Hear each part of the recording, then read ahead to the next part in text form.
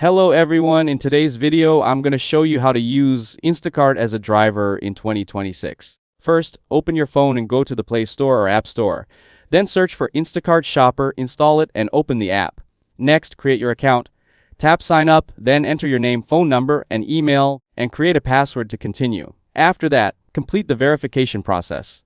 Upload your ID card and driving license, enter your bank details for payments, and allow the background check. Approval may take a few days, depending on your area. Now, wait for approval. Once approved, you can start working. If your area is full, you may be placed on a wait list until spots open up.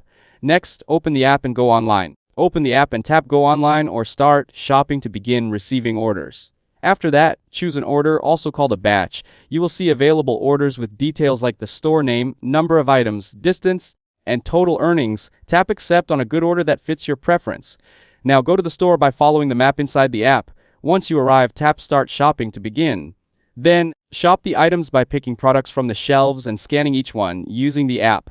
If an item is not available, you can replace it with a similar product or message the customer for confirmation. Finally, complete the order by following the remaining steps in the app, such as checkout and delivery, to finish the batch and receive your earnings.